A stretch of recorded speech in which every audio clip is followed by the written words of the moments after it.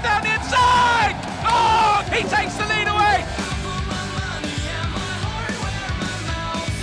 Australia, though, win the Motocross of Nations 2024. All right, Title 24, presented by NBC Sports. Welcome, everybody. Little MXON recap style. RV and I are back in the good old USA. Before we get going, like always, our great sponsors, we got to give a massive shout out to United Motorsports, Quadlock, Boxo, and Dunlop. Appreciate you guys. It's been a hell of a season for sure, and a lot to talk about for sure. RV, you were there. I was there. You love going there, dude. Number one, you're like a rock star over there, and two, you know so many stinking people. Like, I was blown away. I forget, I forget you spent a lot of time there and you raced some GPs there. So anyhow, first and foremost, United Motorsports moment of the week. We're going to tell you guys like what we did and what our week looked like. You got there a day before I did. Walk us through what you did, brother. Yeah, dude, man, MXON, Matterley Basin, anytime. I'm telling you guys, anybody that's listening, if you want a spectacle, a motorcycle festival, that is the place to be. So yeah, I flew over Monday, landed Tuesday morning.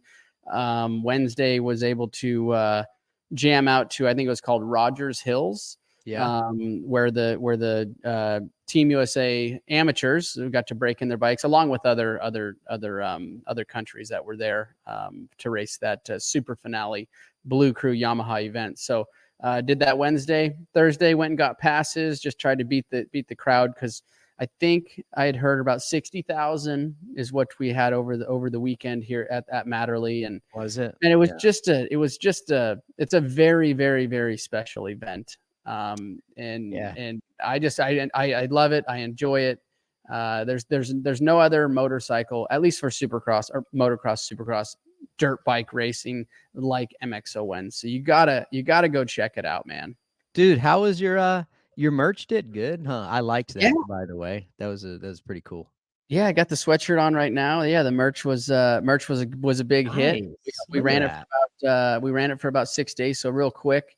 Little promotional deal. We special edition from 06 Matterley, which was myself, James, and Ivan. Obviously, Ricky, you hurt your shoulder at the end of that end of 06 season, so you were there as a bystander, spectator. But yeah, it was rad, man.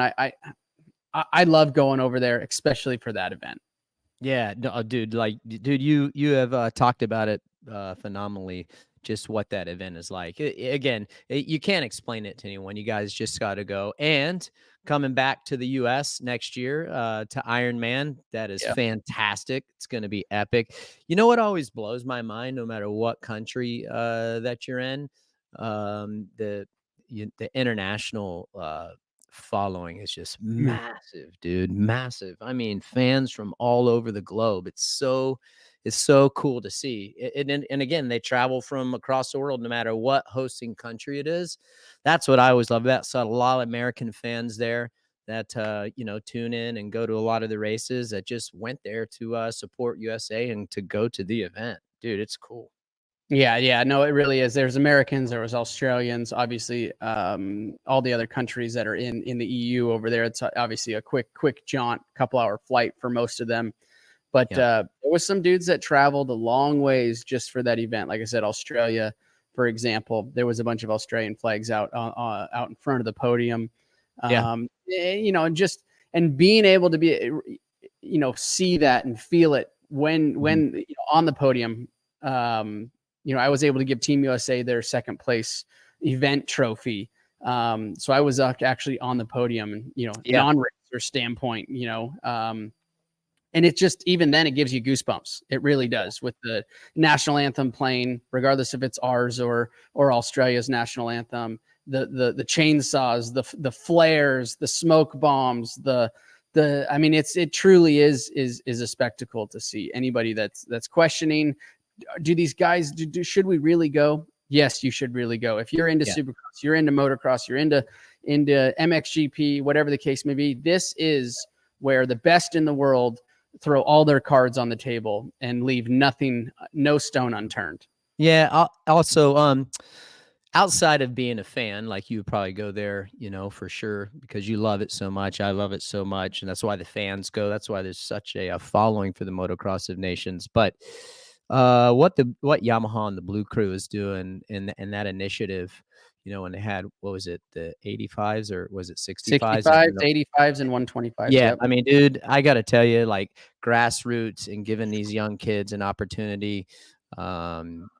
Levi Townley did well. It was a hell of a battle. He ended up a little bit short, got second, but great friend of yours and mine, Ben, his son. So anyhow, that was, I mean, you were there to work and Yes. enjoy yourself as well. But that's cool how they do that. It was so cool to see the little rippers, Yeah, no, it really was. It really was. We had 65, we had 85 and 125, and the 65 and 85 boys, they rode on Saturday. And as you know, Ricky, you were there on Saturday. It was a gnarly, treacherous track for. Yep. I mean, the ruts would swallow the 65s, right? So, Yep.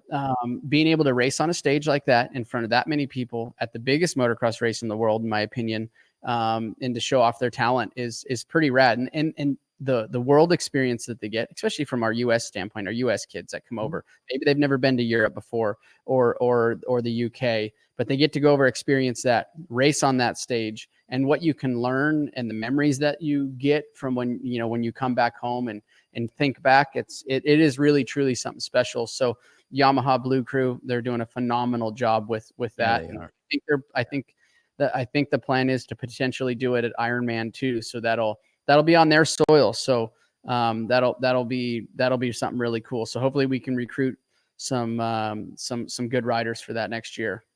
Yeah, that's awesome. Before we switch over and talk about the real United Motorsports moment of the week, which is cool, it's the first time they ever did it.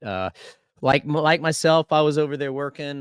We landed, got to go to the Triumph headquarters. Hadn't been over there in like a year and a half, so that was great. And just had some executive meetings.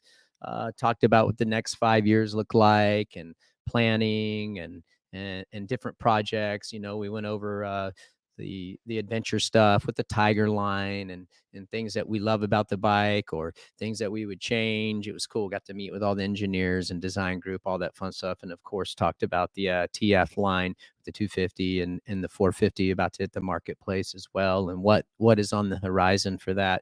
And then of course the TF 450 RC edition that we did the rollout on. So it was a huge weekend for me, for Triumph. So a lot of fun stuff. And it was cool to be able to roll out that 450 for it being the hosting country of Triumph. So a lot of stuff going on. And then, of course, outside of Triumph, like you, Monster had us busy doing stuff, but it's fun work. But I think what really needs to be given credit is Team Australia winning the Motocross of Nations. That was the first time that they've ever won. Ever won, right? I mean, you talk about a feeling, RV.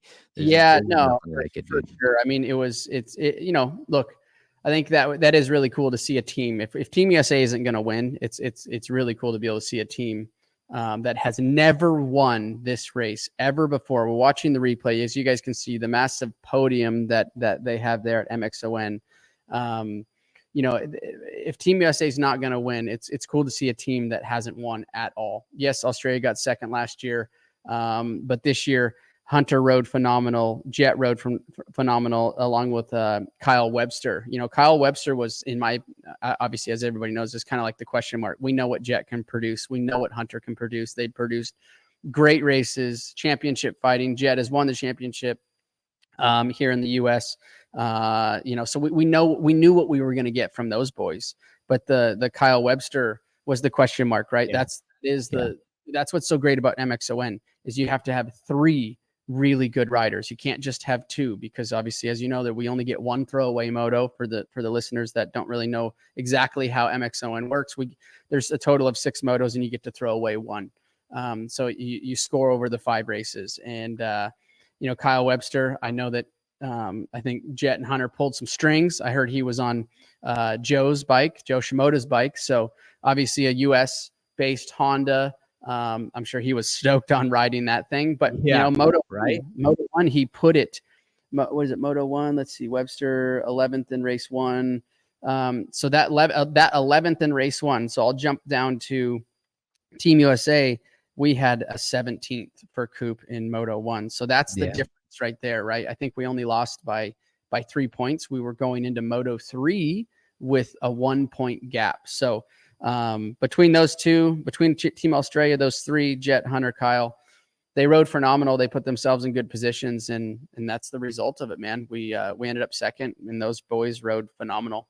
Yeah, we got some other topics that we're going to talk about, like Gajser. Gajser rode he had a hell of a weekend. Was able to talk to Jett in the airport actually Monday, flying home. And dude, he wasn't 100%. He hurt his hand a little bit. Nothing big, but it was bothering him. So he was, not performing at the level that he can perform at, but nevertheless, it was enough to help Team Australia get the overall. So that was just a little tidbit that I don't think anyone really knew about. But, you go back to that last race, and not to take anything away from Gajser. He had a hell of a weekend, like I said. But, I mean, you got to take into account, Jett came from quite a ways back, past the best guys in the world to get there. And at the end of the day, he wasn't 100%, but he was still able to, again, put himself in the position to be there and help the team win. He didn't get the moto. Seemed like he was pretty fired up about it, but still making it happen when he did. He's been in every single scenario, and he's prevailed. And it was a lot of fun to watch, in my opinion. And again, to second what you said, Kyle Webster making it happen. I haven't known too much about Webster. Maybe you have, but I was super impressed. And then, dude, like Hunter, you would never think that this was his rookie season on a 450. The guy rode spectacular all weekend long, dude. He got great starts, and he did what he needed to do. It was a lot of fun to watch that. It was just as we're watching the tough conditions. Aaron, let's run that. I want to, since we were talking about the Hunter and Jett and Gajser, that last lap pass that Gajser put on Jett was just insane. As we're watching here, that was a really cool tabletop into this left-hander. Jett looks back, checks where he's at, but here comes Gajser up the inside, dude. It was, if Jett wouldn't have caught it out of the corner of his eye, they were going to come together. Gajser rode phenomenal, very aggressive for that last, second to 2 turns to go pass for the lead and for the checkered. Look, I will say that Gajser rode MX1. To put this into perspective, Gajser rode MX1, so he did have a little over an hour or hour and a half break. Jett rode MX3. So that puts Jett with a 35-minute break in between his first and second moto. Not to say that would have changed anything. And then Ricky, you just mentioned his, tweaked his thumb a little bit or tweaked his hand a little bit. Yeah. So that's what's so interesting about this race, and it keeps it so, why I'm so intrigued about it is because of the format of the race, because of the only one drop moto. You have to show up every single time, and you don't have that long period of break where you can, recover. If you're the MX2 or the MX3 rider, you only have about 35 minutes before you're back down on the gate.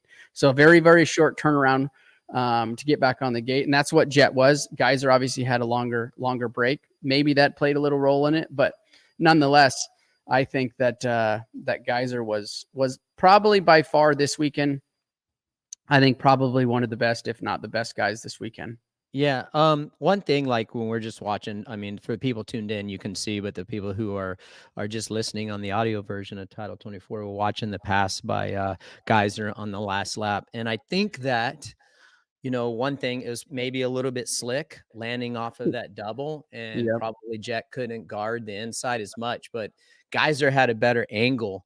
Going like right here, we're watching, you'll see Jett's on the left-hand side, Gajser's on the right-hand side. And just that angle that Gajser has, he's going to be able to go to the inside, much more inside than Jett. And I think maybe because that, if you watch a lot of those guys, when they land, they didn't lean too quickly, maybe because it was misty and slick.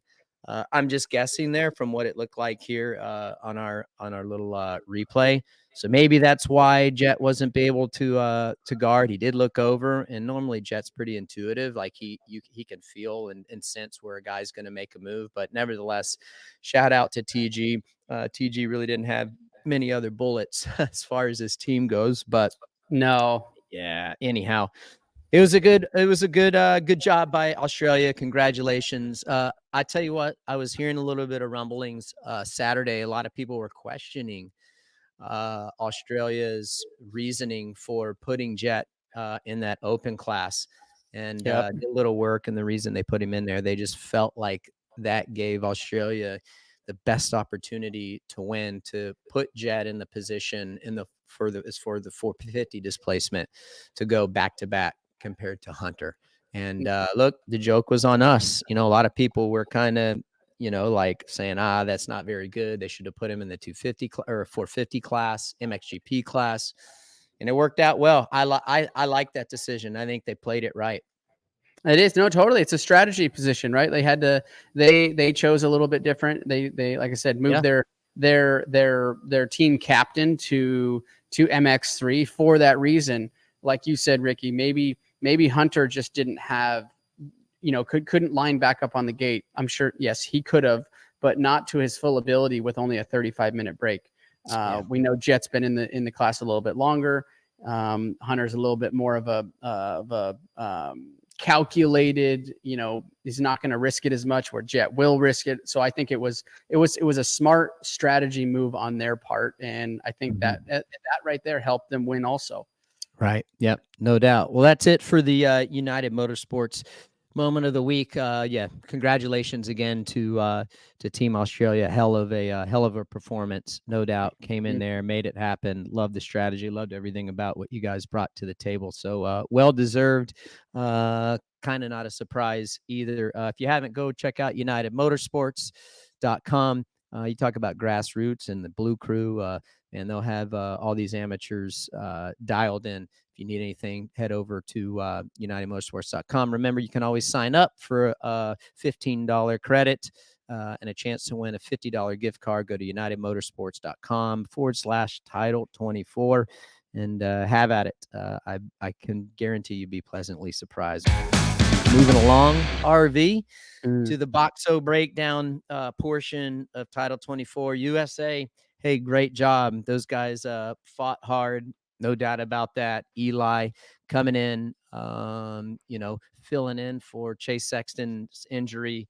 And then, of course, Coop moving over to the 250, filling in for Chance Hymas. And then we talked to Deegs. His wrist was all jacked up. He had to have that fixed. Nothing that they could really do. Probably a blessing for those guys in disguise. And then AP. I think for the circumstances and the musical chairs that were going on and the uncertainty of who was going to be on the team, I think they did well. I look back at like Coop's position, and dude, you know better than anyone. I feel like it's hard to go from the 450 to the 250 displacement. I mean, look at Kenny, for example, when he went from 250 or 450 to 250 at Ironman. Big difference. I think it's a harder jump to go down than it is to go up, in my opinion, especially with those guys when they've already had a 250 career and they're at the pinnacle of the sport for the last 7 or 8 years, I think. What do you think? Yeah, no. I think it's easier to ride a 250F. Like, let's just be honest. It's not as fast, it's not as heavy, but it's I think also harder to race a 250F when you've been racing a 450, like you said, for 5 to 6, 7 years. Not burying that motorcycle in the turn, it just doesn't have the power to recover. You ride the bikes completely different. So I think I think Coop rode well, given the circumstances, right? Like we had Chance. We offered it to Deegs. Obviously we know his wrist problem. Then Chance was injured. Then we had to come up with another option. Our third option was taking Coop, moving him down to the 250 class. I think for the cards we were dealt so late in this preparation, right? Like typically we ship bikes. I was talking to AMA, Pelletier at AMA, and he's like, typically we ship bikes, early for this. Well, they didn't get bikes shipped out until the week before this event. Just Oh, because wow, really? Oh, I because of the uncertainty. Yeah, and the change. yeah, for the uncertainty from the changes of the riders. So Yep. Team USA was under the gun from that point of view. I think we left it all out on the table. Like I will say, Eli rose to the occasion. We know that his thumb injury, he got to race, 3 SMX rounds, but as for going from SMX to this track, we're watching the replays right now. And, I think that's Prado right there that he just made the move on up against Gajser now in this turn here. I think the conditions that he was dealt and the occasion that he rose to, call it Captain America for sure. Like he rode phenomenal on a very, very, very tough, technical, treacherous track. Believe me, when I'm telling you guys this, Saturday was absolutely insane. Sunday was a bit better, but I can only imagine if Eli would have had a whole season, let's say, under his belt and being comfortable and being willing to push the limit, because that track was very, very tough to push the edge on from the hard base, from the drizzle rain that we had all day, and then with how ruddy it was.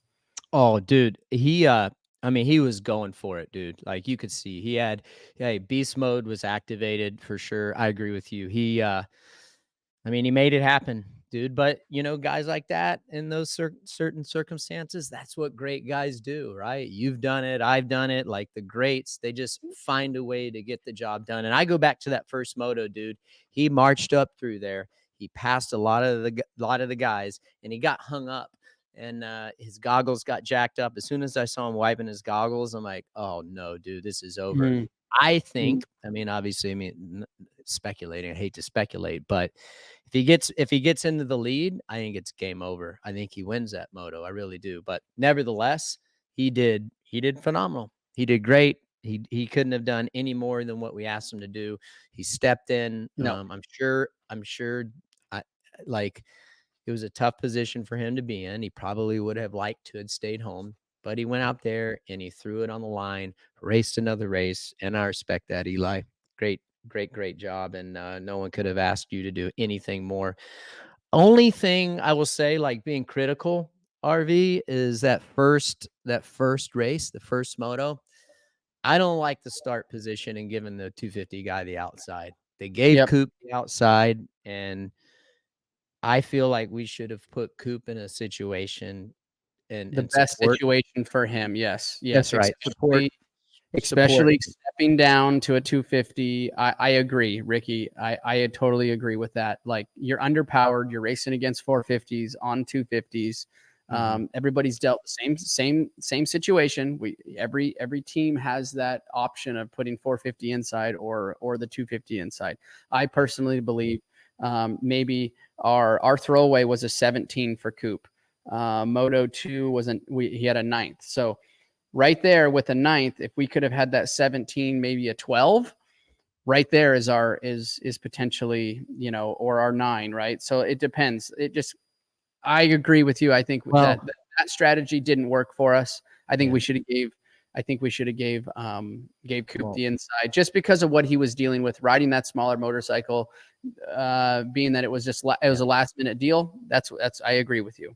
Well, and 2, like the 17, definitely a throwaway. 12, do we throw it away? Do we keep it? But I think the key thing there, RV, and you tell me if I'm wrong, is that it's not necessarily about the 9th, but it's about being the first guy in the 250 class, right? Or no? Mm-hmm. Isn't it like being the top guy in your respected class? So like that's kind of what I'm looking at, and I just feel like they could have put him in a better spot. That's what I feel like. And dude, I'm old school, like giving you the inside line at Buds. That's just what you do. You sacrifice, it for the smaller displacement. Gonna be hard for me to ever think opposite. I 100% agree, because if you go back and look at Kyle Webster's finishes, we have them right here. We had 11th in race 1, and their race 2 was the throwaway, from what I'm reading right here on our download. So the race 2, so we threw away a 17. and I don't know what their throwaway was. It doesn't say exactly what it was. But our keep motos for Webster, his keep and Coop, we were a 9, a 9 and 11. So, two positions right there could have changed the outcome. And if we would have put Coop maybe in a better position off of the line, where he didn't have to struggle or deal with, the outside and not getting the start, I think we may have a different outcome. Yeah. Yeah, easy for us to sit here on this side for sure. But at the end of the day, they did good. AP was solid. I feel like I talked to him a little bit for a second moto, like just try to give him a pep talk there in Parc Formé. I'm like, dude, just go out there, do your thing. And he did mention, he's like, you made too many mistakes at first moto, but I think he did well. He just didn't. I don't feel like he got a good enough start to really give himself a fair shot at to show everybody what he can do. And that's the difficult part, that's the difficult part about the Motocross of Nations. And like anybody, when you're racing the best guys in the world, it's so hard to give up that track position. But anyhow, but when great you go job, the right? Actual numbers, RC, go back and look at the actual finishes. We had a 7. AP had a 7 and an 8. That's a respectable finish inside the top 10. You can work with that 7 and 8 position, and put it forward to potentially for a Team USA win. It was just our 17th, and like we talk about, maybe that wouldn't have changed the fact if we would have given Coop the inside gate. But if we could have got him a couple more positions farther forward, right out of the gate drop through the first turn, we could have maybe had a different outcome. Well, and as you know, dude, it changes the dynamic of your mindset, right? Yeah. You're always in a must situation, but you basically have no wiggle room. And so anyhow, they did great. Coop said he did hit the best he felt. Well, he said he felt really good. I shouldn't say really good. He felt better the second moto, which is expected. You learn the gearing and all that fun stuff. And I was talking to the Star guys. We fly a lot together just because they're based out of around the same town, and we fly out of the same airports. And dude, they had like 15 bags that they had to check with parts and pieces and stuff because it was so late, right? Yeah, so they were loaded down. So great job, US. That concludes our Boxo breakdown part of the pod here. We're gonna elaborate a little bit. RV we were thumbing through some fan questions. We're not gonna do it yet, so because I don't want to lose you. Because I know once we get to this person's comment, you're gonna lose your top. So you guys are you're gonna love that. But check out boxousa.com, fantastic company. We talk about all the time, and a lot of the top manufacturers are using it. So great company, and we appreciate your support. This is where I think we're going to fire some folks up, not some folks, but maybe some riders, is the Dunlop debate. Head over to Dunlop, get your tires. Saw a couple people running the scoops. I don't think you would have needed a scoop tire this weekend, but no. But back to that, I actually was talking to Eli's dad afterwards, and I asked him what tire he ended up running.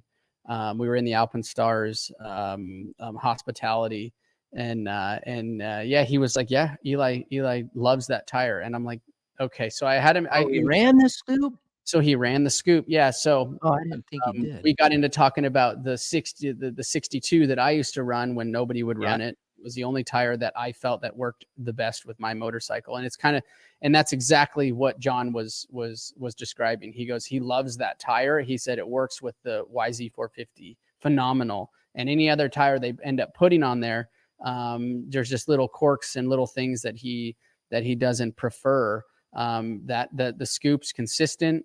It just works with that motorcycle very well. And I was shocked because with how tacky, number one, how tacky the ruts were, but then how base was. You had the sprint, the rain, or the mist that misted all day. Very interesting. But I totally get it, because I was just like Eli when it came to that. 62 was my go-to tire. Didn't matter where it was, if it was Vegas or Southwick or whatever the case may be. I ran that 62, and Eli's in that position right now. It works the best with that Star Yamaha I think that's interesting. I think that's really cool when you go down to the line like that and you know that this is that you love that tire, and then you're going down and everybody else is looking at you and like, dude, what is this guy doing with this scoop tire on this track? And you're like, trust me, don't worry about it. This thing's the shit. So I thought that was really cool to be able to hear that insight from John. And it showed. He rode phenomenal. It didn't look like he was struggling whatsoever out there. No, he was. You just made me think of something, and whether the scoop was good for that condition or not, it's about confidence, and you've talked about this. If you like it and you know where it performs well, and you don't know where it performs, which is the most important, you know how to alter your line, you know how to manipulate the clutch, you know how to manipulate the gas, and you know the right things to do, where to lean, not to lean. I watched Herlings zip it around, looped it around, that right hander get back onto the start straight, and he just leaned too much. It was slick. Might be it, right? Zip right there. Yep. And it's areas like that. If you're running the scoop, and I never have, I would assume that this would be prime conditions to loop it around right here. That particular slide out right there, his tire went over the rut right there, and that would end his moto of having a better run. But again, Eli knows what he likes, dude. Right? Yep. He knows what he likes, and just like, Dunlop used to get bummed at me when I would run that 756 at Anaheim. It's like an intermediate tire, but I knew exactly what the tire was going to do, and I knew what I could get away with. Like, well, this one has way more grip. I'm like, I understand it does, but I like the 756 on lean angle stuff. So yeah. Anyhow, as going to the Dunlop debate, I want to get we'll do like a rapid fire. Tim Gajser, were you surprised by his performance?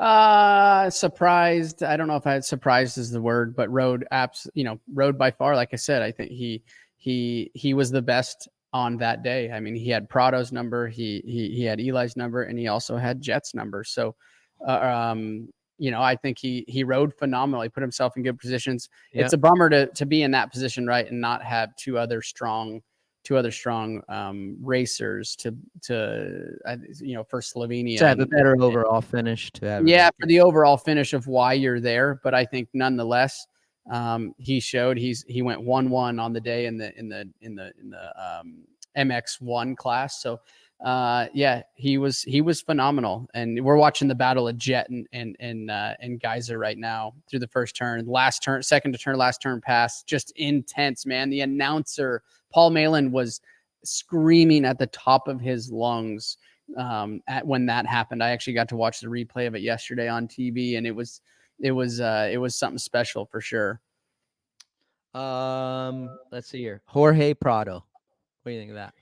Jorge, rode well. Obviously that's maybe a little bit of a tough position to be in, right? You're coming to the States, you're changing teams. Maybe mentally he was checked out. Yeah, like maybe a little mentally checked out. He rode, Saturday, pulled a massive hole shot. I think it was his 148th career hole shot. Like, I mean, if you go back and look at those stats and numbers, he's a whole shot. He's a whole shot wizard. Exactly. There is nobody better on the line than him. But he went 14. Looks like he went 4-14 in his motos. But he rode well. It's going to be interesting to see it.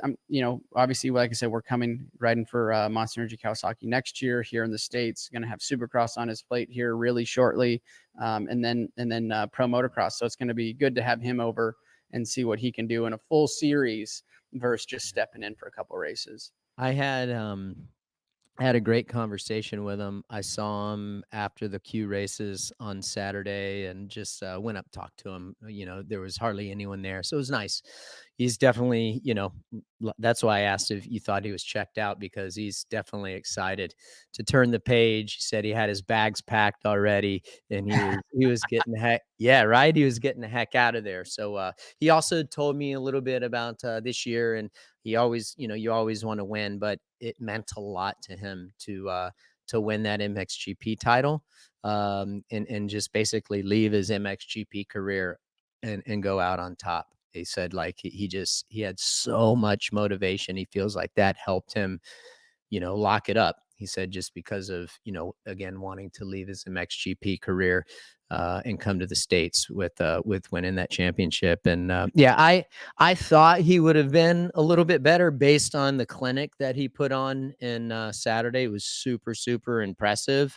But then I was talking to a few people and a few people were telling me that, when it starts to get a little wet, that he slows down a little bit. So I don't know how much that's true. We're gonna get the opportunity to see that. We know that, right? So, and anyhow, have you heard that he's not that great in the wet?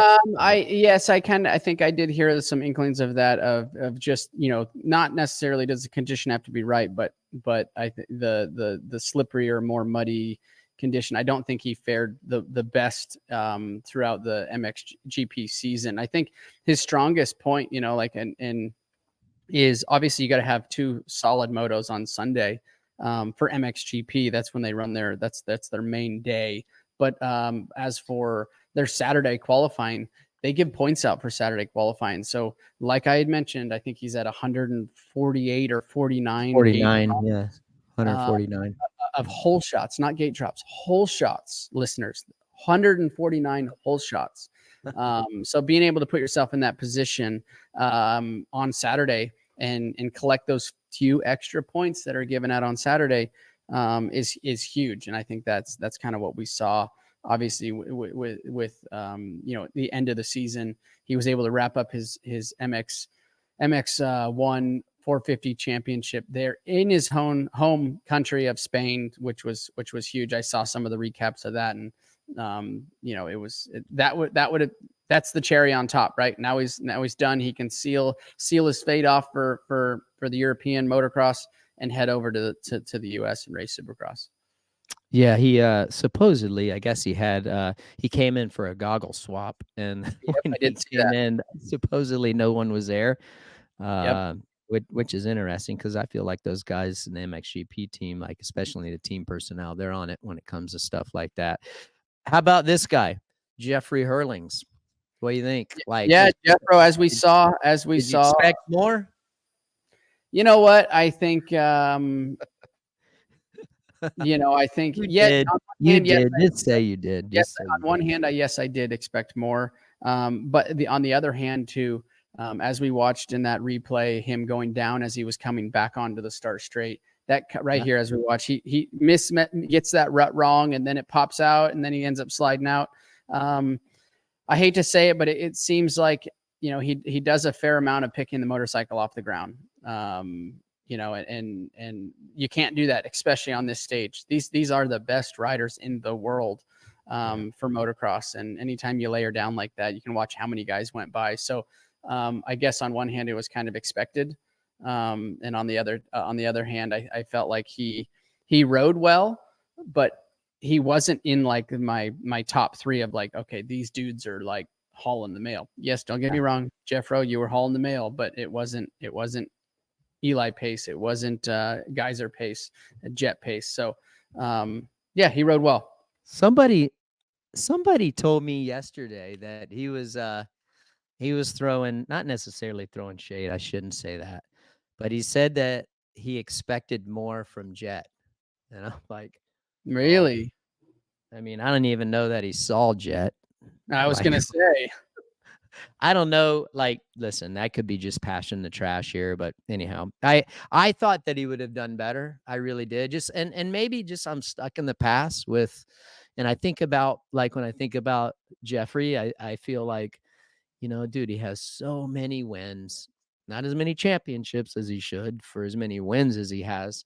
But because he has so many wins, I for some reason, I always feel myself thinking he should do better than what he should. But it goes back to, he's not young anymore. No, he's been on this stage for many, many, many years. So actually, I would say, like, if you look at the trajectory, I'm not going to look, you can beat me up all you want, but he's not on his way out, but he's kind of on that downturn, right? Like, He's plateaued. Yeah, he's plateaued, or even, I think he's going to run around that 3rd through 5th. I think he may get a couple of wins next year, but I don't see him winning the MX1 championship next year.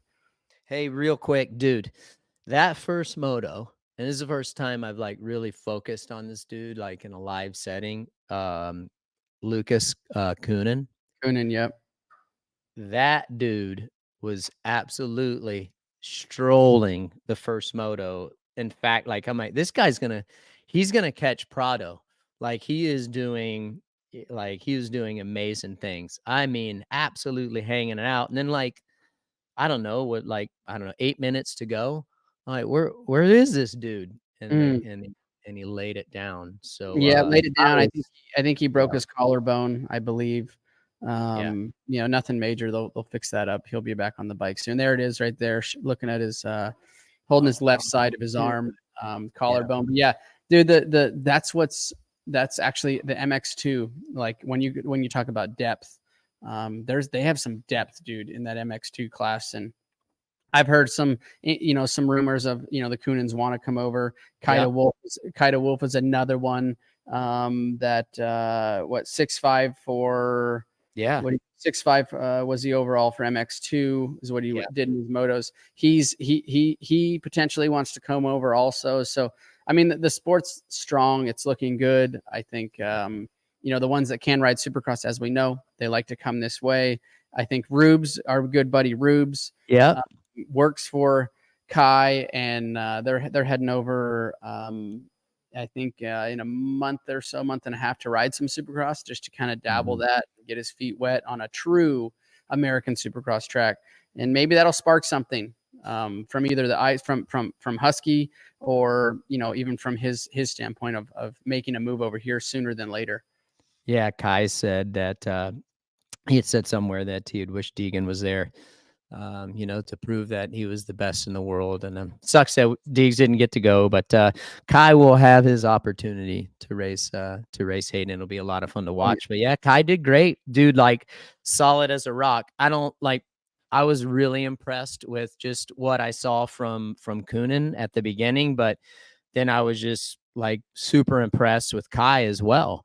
Just with being rock solid. And sometimes that's what it's all about. We talk about it all the time. It's like you could sacrifice a little bit of speed to just be rock solid and consistent. But interesting lot to it was fun. I always love going and watching those dudes. As we roll along, I'm going to go off script here, Aaron. I'm not going to do the Motorsports on NBC's YouTube page or promo yet. I want to roll into the quad lock question of the week. Quad lock, if you haven't checked them out yet, go check them out, quadlockcase.com. They have incredible product, especially in the venture bike world, UTV world, all kinds of stuff. They had desk mounts and killer cases and bike mounts, and best in the business. I love their marketing. New action cam mount, sounds like. JH, thank you for that one. Yep. New action cam mount, which is good. This week's winner of the quad lock question of the week is Danny Bolton. Danny, congratulations. You win the quad lock question of the week. You know what to do. I'm sure JH has already gotten you taken care of, but enjoy your quad lock product. Make sure you post about it, send him a shout out, and I have no question that you will like it. But Danny Bolton asks RV and I, what's an off-season schedule look like leading back into A1? How much riding and training?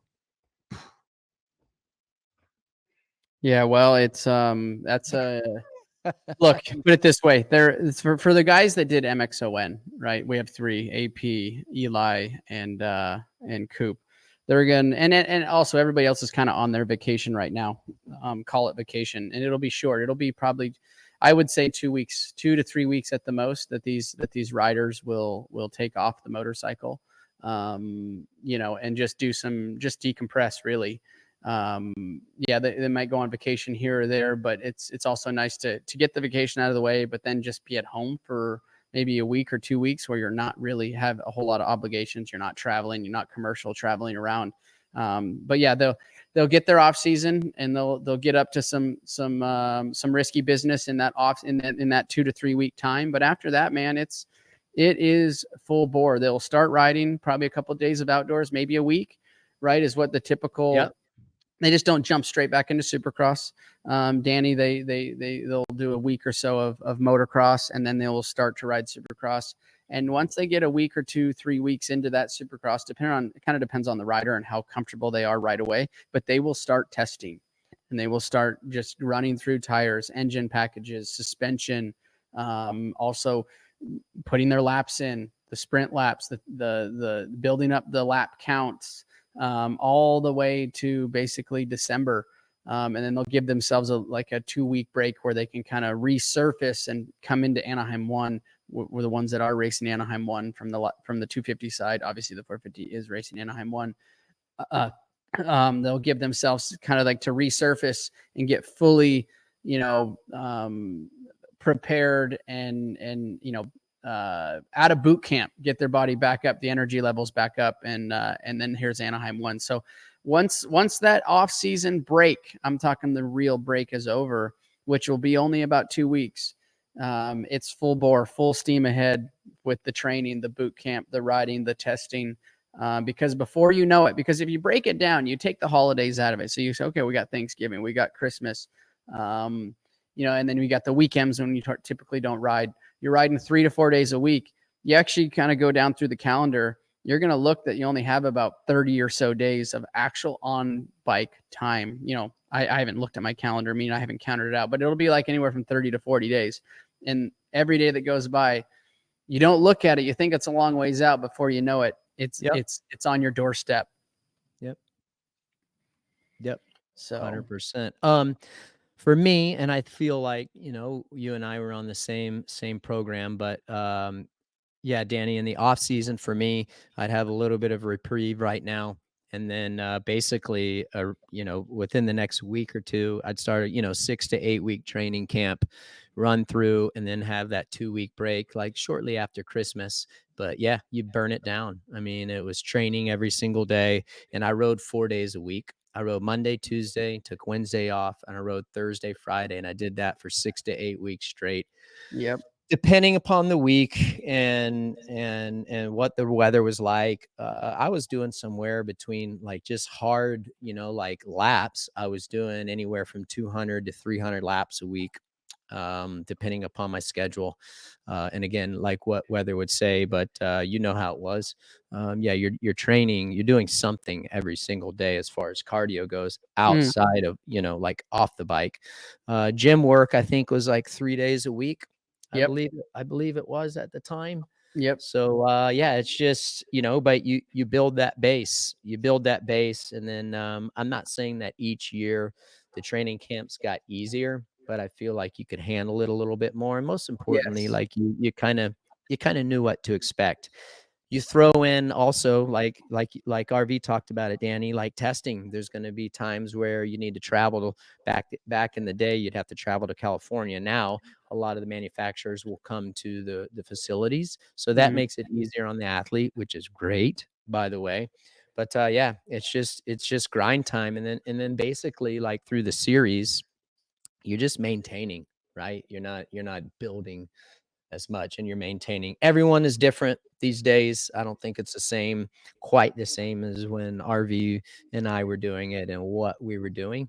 Times change, but that's kind of what an off season looks like. So Danny, that was a great question. Congratulations again. Thanks for being a fan of Title 24. Also, we got some fan questions that I want to rip through, I should say. And we got some good ones this week. The first one, I like this one. RV, you can, and I feel like this is an oversight, and people don't realize, when people kind of throw shade at US and our position in the MXON, and if we don't win, but it kind of goes to what Colton _Gentry 99 asks. Do the MXGP guys get to ride their GP bikes at MXON? ? Advantage over US? ? Go for it, dude. Well, so I actually, I think it was Friday, Thursday or Friday, went and picked my passes up. Now, obviously, my sister works for KTM Group. So, and obviously, when we're over there, it doesn't matter what manufacturer you ride for. Yes, I'm Blue Crew, Yamaha, but obviously Carlos, which is, I don't even know what Carlos, but team coordinator over there at KTM. We're all close, right? We're over on their soil, so we're all, even though we ride for different teams or work for different people, it's all kind of Team USA. And obviously Carlos was over there for Team USA, but I was able to go and was talking and looking at Tom's bike, Bial's bike, and looking at AP's bike and looking at Herlings' bike, and that was one of my specific questions. What is different with Jeffrey's bike versus AP's bike? Because in the past they have been different. So currently on the current motorcycle, the bikes are basically identical. Now, the MXGP frames could be hand welded, but in the jig that is the same as obviously a robot welded frame from KTM. So yes, they have a little bit different things, but it's from what Carlos had told me, the bikes are pretty much identical now. Which was actually interesting to hear, because I remember when I was racing back in 15, MXGP, their bikes were totally different. We heard when Dunge went to Lommel, I think it was Barsha, Dunge, and I don't know who the MX2 rider was at that time. But they had completely different setups. Frames were a little bit different, things like that. I think that trend has now changed. They're all basically all on the same stuff, along with especially with like the Yamaha, for example, the YZ450 and the YZ250 Fs, the 4-strokes. They're very similar frames. I think. I do think outside of the bike standpoint, before I go there, I heard that maybe they were like the normal, what they run in the US, and compared to what they're running there, a couple of the guys were down like 2 horsepower. Anyhow, maybe some other teams got it sorted out. But nevertheless, outside of the bike, what I always felt challenging, RV, is well, number one, you're not in your regular rig. A lot of those guys are in their regular rig that they're in. It's basically a home race for them, essentially, even if you're not from England. But they're accustomed to where they're at. Exactly. So you got that. So we're not, the US isn't, so that's a disadvantage. Parc Formé is completely different. There's a point to where the mechanics have to leave, and basically you're on your own. That is different. It's just so I think from that standpoint, there's a disadvantage there for and it's more challenging for the States because of that. So I didn't know this, Ricky. I was talking to Carlos again at the hotel. Yeah. And we were talking about did you have a beverage going or no? I did actually. My hotel, Norton Park, whatever the hotel was, really nice hotel actually for UK standards. They had Coors Light on tap there. Dang. So that was right up your alley, guy. I sent Mitch a photo. I said, "Where are you at, dog? They got it for us." But we were talking, and obviously this was, I think, Saturday evening. About the grates. They run a completely different grate than we run. The holes on the MXGP grate are much smaller, so there's a lot less traction. So if you go, I think, Aaron, we have a photo of the start, one of them where there's and we also had the mist coming down. There was a ton of dudes that spun sideways on the grate. And that would, and I didn't know that. I didn't know that they run different grades. So back to what we're up against versus, Team USA was up against coming over and racing on their stage. The grates were completely different. And then John actually clued me in on when it was back at Redbud. I guess the black grates were a little more tacky than the green grates back at the mud one that we had at Redbud. Another when we had rain, the grates were a little slippery from the moisture. So there's a lot of little tricks of the trade that the details are the devils are in the details, right? If that's the right way to say it. Like, that's where you really gotta, that we don't know. And we have basically 2 days to figure it out, right? You have 2 days to figure out all of these things that we're not accustomed to. So Right. I thought that was interesting. I told Davey Coombs, actually, let's use our grates next year. Put them on something really tacky that maybe they're not used to, right? Like we come over and race on their platform and something that we're not used to. So let's run our grates that we run for Supercross and Motocross and give ourselves that that hair advantage. Yep, I think they play at a disadvantage. I've always felt that, and maybe it was just because of, it's not our normal. They're racing their normal. We're not. It's not our normal. So let's be honest. I think US has a total of 23 total wins for MXON, for the Chamberlain Cup. No matter if we lose the year before, and come into I think we didn't win obviously last year. We didn't win this year. So even though, if we win or lose prior year, the US still has the target on their back. We have the biggest stage for motocross, meaning the Supercross, the TV packages that we have with NBC and Peacock and the money that's backed behind our racing. All of those dudes want to beat the US riders, regardless if their team's in it for the MXON win or not. They just want to, just like Gajser, right? His team wasn't in it for Slovenia, wasn't in it for the MXON win, but he went 1-1. Yeah. There's none. Yeah. I think like there's enough incentive for him going in there. He probably knows that they don't have a legit shot, but it's his opportunity to go out there and do exactly what he did, dude. He rode phenomenally. Getting a little long here, so I wanted to rip out a few more fan questions, but I know that this is going to take some time. So we get a ton of fan interaction at Title 24. We talk about it a lot, but this person got RV fired up, and so we're not even going to mention the name. Person writes us and says, "Guys, you say USA should only go if you have a chance to win. So next year, should only France, Belgium, and Australia show up? Man, the arrogance of thinking you should only go if you have your A team is ridiculous. Barcher is there for the Weston Beach race anyway. Send him. How do you think Estonia feel? Or Slovenia, Team GB, etc.? You are entirely wrong on this."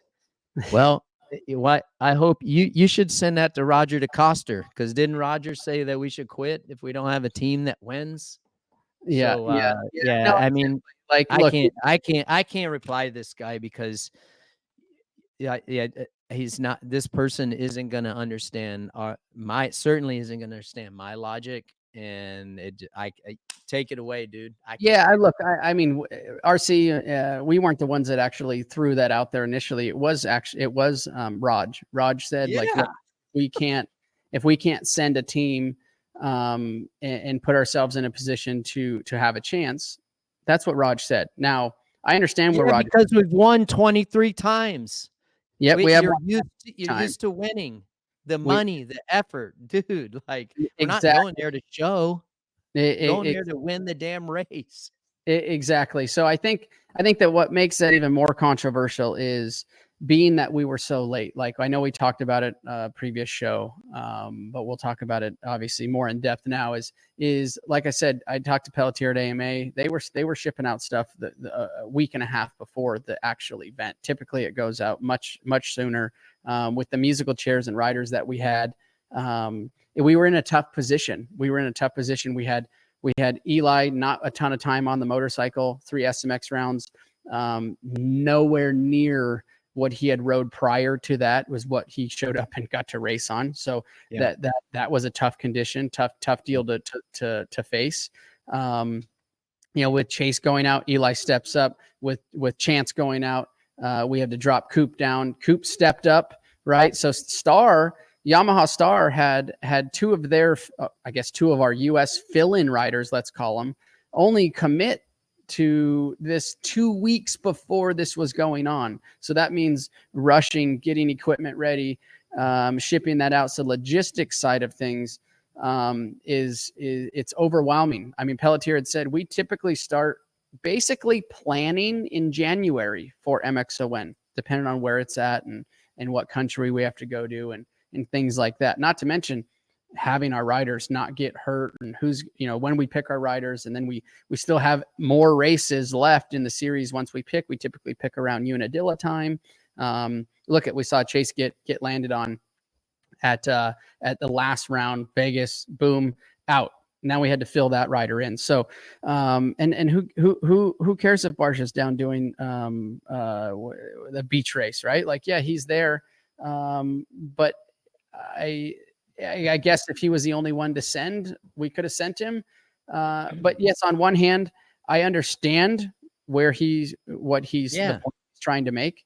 But it's the logistics wise and why we do this and and how we want to show up as Team USA. All of those things have to be taken into consideration. 100%. And dude, can you imagine if we don't go there and we don't contend for win and we run around in like 5th or 6th? Then what? I mean, look. Then everyone's teeing off on us and we look like idiots. We shouldn't even go. Why wouldn't you send your best team? Come on. Well, look, man. I mean, we ran 22, 23, and 24. So it's not like we had a stellar performance last year, right? So we put the best team forward. It started to fall apart with injuries, and we improvised, and we only lost MXON by 3 points. We were going into Moto 3, we were 1 point out of it. So yeah. I think for everything that we were dealt, what Team USA was dealt, not me, I wasn't dealt anything, but what Team USA was dealt, we did a phenomenal job. Every one of our riders rose to the occasion. And I think Coop had the hardest battle stepping down to that 250. He did. And trying to race that thing, and hadn't raced it in how many years? 5, 6, 7 years. So I think that we did a phenomenal job. 100%. You feel better? I feel better. Yeah. Okay, good. Aaron, roll that Motorsports on NBC's promo. There you go. Big week. SMX Insider with Jason and Weege. Dude, you guys did a great job over there at Motocross of Nations, popping in and out. They'll be there Thursday, p.m. Eastern on their YouTube channel. Make sure you check it out. Big weekend, Saturday, 12 p.m. Eastern, IMSA Sports Car Championship, Petit Le Mans season finale. That's at Road Atlanta, dude. That is on NBC, Peacock, and USA. And then Sunday, 2 p.m. Eastern, NASCAR Cup Series is at Charlotte Roval, round of 12 finale. 4 more eliminated. Dude, love the finale round, or pardon me, elimination round. That'll be live on NBC. Make sure you guys check it out.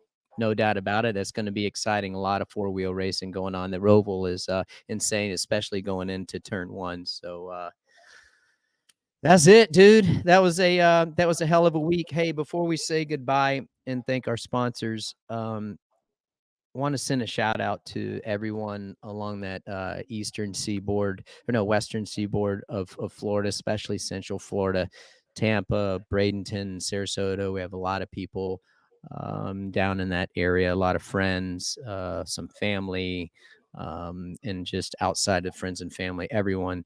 Hopefully you make it through Hurricane Milton safe. I hope for the life of everyone and the best of everyone, I hope that something happens in the winds and the surge somehow slows down and the surges slow up or get lower, because I'm not liking what I'm seeing. So RV and I are thinking about you guys, and we're sending positive thoughts your way, and just, if anything, stay as safe as you can. You know what? This off season, looking forward to having some special guests on. RV and I have been talking. Our producers have been talking. Maybe doing some interviews with some people outside. We're always interested to hear maybe who you guys would like to hear from. And maybe we can get them on the show. But We appreciate everyone tuning in. Thanks for our great partners, United Motorsports, Quadlock Case, Boxo, and Dunlop. We appreciate you guys. Remember, you can always check us out at Motorsports on NBC's YouTube page. We're live on Peacock, on demand there, so you can watch all kinds. Go back and check out the Deegan interview. That was a good one. He shared some great insight, and other past episodes as well. Supercross stuff. We had some good ones in there, but we appreciate you guys. RV, you got anything else to say, brother? No, I think that's good. I mean, if anybody's book your hotels, get your flights booked. Ironman, excellent for next year. You got to go and see it, and then that'll get your mouth watering, and for at least in the U.S. side. And then once you experience it in the U.S., make sure you get your wherever the next one will be announced. Make sure you get your trip booked for Europe, because I can promise you won't be disappointed when you head over to anywhere in Europe for this event. Yep, that's right. So appreciate everybody. We'll keep you updated on the socials for sure. And thanks for tuning in. Hopefully you guys enjoyed it, and we will talk at you soon. Hi folks, Lee Diffie from NBC Sports here. If you truly enjoyed what you just watched, you can get more news, interviews, and highlights by subscribing to the Motorsports on NBC YouTube page. You can get it all, so go for it.